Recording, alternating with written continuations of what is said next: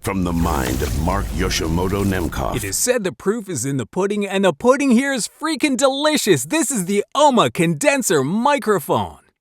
And it's about time we give the Ohma Condenser Microphone its flowers for being such a cool VO tool and really an exceptional sounding microphone on voice. The Ohma Condenser Microphone is a different bird than everything else out there for every reason you can imagine. Not only is the design different, not only is the capsule different, not only is there an exclusively NOS transformer in there, but the sound of this thing, all that matters. It doesn't matter what it looks like. It doesn't matter what's inside. What matters is what comes out of it. And what comes out of this microphone, the sum of its parts, the sum of its design, the sum of its intent, equals money. Because this is a sound that I know is going to make me money in the booth. And I know that sounds cynical, but quite honestly, that is really the single variable, the single most important variable in my world when it comes to a microphone. Will this microphone earn? This microphone will definitely earn. I have used this mic. I got this mic a couple of days ago. So the Ohma Condenser microphones that were on this channel last year, they were pre-release versions that I was very fortunate to be able to test out and demo. And I gave my feedback. And so, they sent me Sammy Rothman, who is the designer, one of the designers and principals at Ohma. Also, the guy one of the people primarily responsible for the AEA KU5A. Right? So the Ohma Condenser Microphone, right? So he was like, hey, I'm going to send you one as a thank you for all that you did. I don't know exactly what I did, but hey. And so he sent me this one in what I'm calling Assassin Red Black. And it just looks so cool. It looks beautiful. This is the best looking mic I've ever seen in my life. It's really cool. But again, this design isn't just here to look pretty. There's function behind it. Because the way the grill, and I've called these Sanskrit butterflies, the way the grill is designed is actually like an EQ pre-capsule. So it contours. You'll realize that contours is a word I use a lot on this channel. It contours the acoustics hitting the capsule. So it allows you to change different screens. They have like 6 different screens, 5 different screens. They have a bunch of different screens. And they all change the response of the microphone. But this one is beautiful because it retains a really natural sound, but it still has a mid-presence. And that's what I love about this mic. It sounds so natural. And yet it still has a nice mid-presence. It doesn't feel flat. It doesn't feel boring. It's like right there. It's like it's conversationally relaxed, and yet it still feels interesting. And like it doesn't sound like advertising. Mid-forward mics like the U87, they sound like advertising, right? Sometimes, because you're really kind of getting more of that advertising tone. And a lot of times the spec on a booking or an audition is we don't want it to sound like advertising. No advertising voice.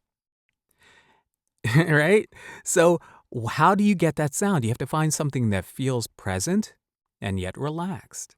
So I had the opportunity. I plugged this thing in Thursday morning. And just during warm-ups, I was like, oh my God, this thing sounds incredible. I've used it on 7 commercials in the last couple of days because I love how relaxed and conversational it is. On these specific spots, I felt like this was the sound I really wanted. Not something that was really mid-forward, not something that was promo sound, like really just in your face. But this is a little bit more relaxed, right? This sounds more like you and I sitting across the table having lunch or a cup of coffee or a beer or, arm wrestling. No. Whatever we're doing, right? But it really sounds more personal and conversational in an organic way and not in a manipulated way, which is really what you hear when you dig into a lot of the tonality of voiceover is stuff that feels like a little bit aggressive. But this feels so relaxed and natural but present, And so like, for example, like Get rates as low as 4.78% with no payments for 90 days. I mean, listen to how relaxed that sounds, and that makes it really inviting. When you sound relaxed like that, as opposed to get 4.78% APR for 90 days, right? I mean, that wasn't the that wasn't the same line, but you get it. Right? That's like more in your face. But this is more relaxed, and that's what I love about it. I mean, it just sounds good. And on character stuff, it really sounds natural. The top end, let's talk about the top end, but on character stuff. With Crayola Create and Play, we can go out and play today. I mean, it just really feels more natural and less in your face, less pushed on you. And that's what I really love about this mic. I am deeply enamored by this mic, not just the aesthetics of it, but the way this thing sounds. And the top end, there's no de-esser on this. The top end on this mic is really nice and smooth, but it still has detail.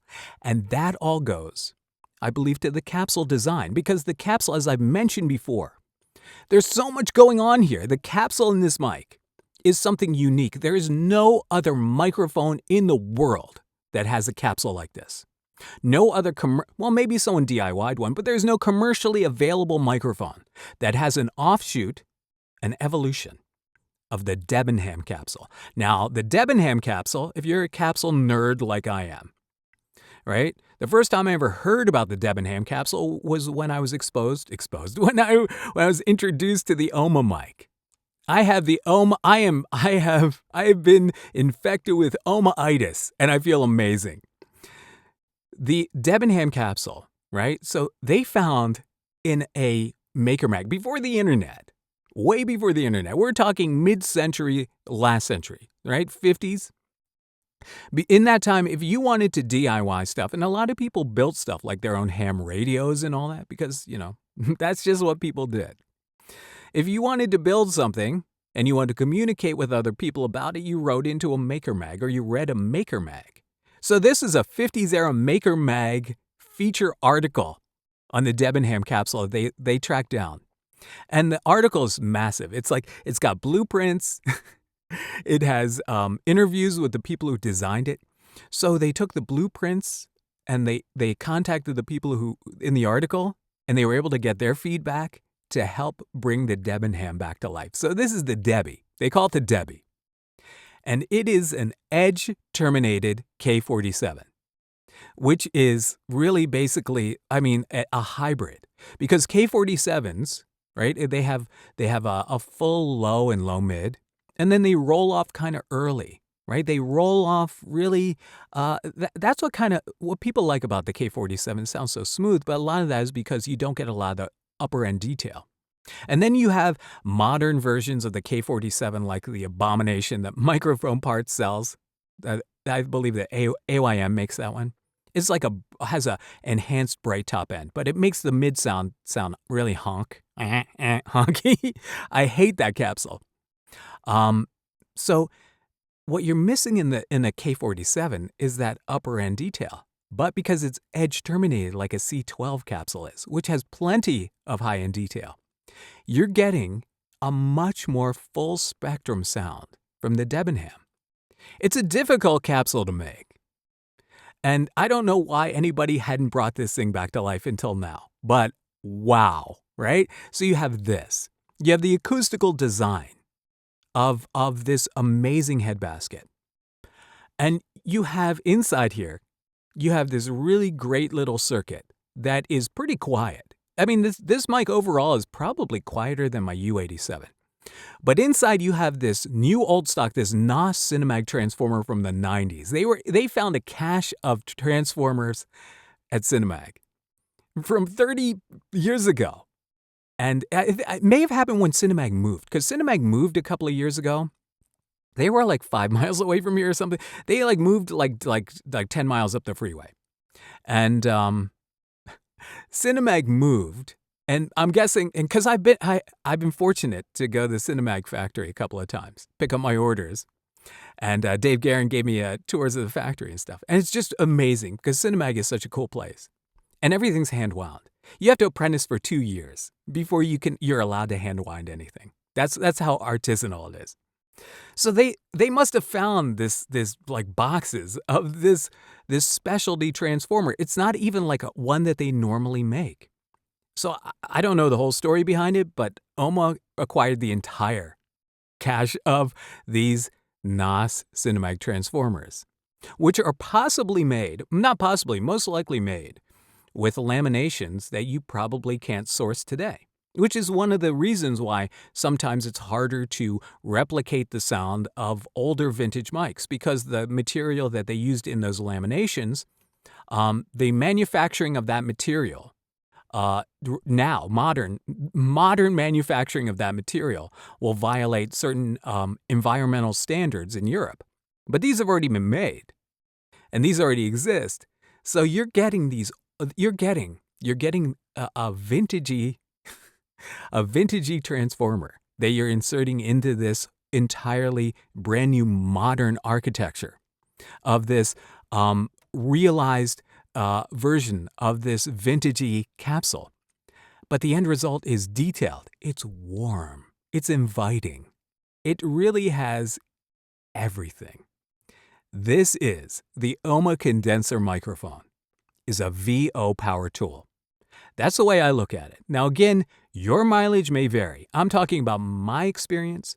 Your mileage may vary. But I am deeply, deeply enamored by the Ohma Condenser Microphone. This thing just sounds amazing. Amazing. So, will this get used in the booth? You bet it will. Because it does fill a certain need that I have for a type of tonality that falls like really just below when you're pushing the advertising. This is more conversational.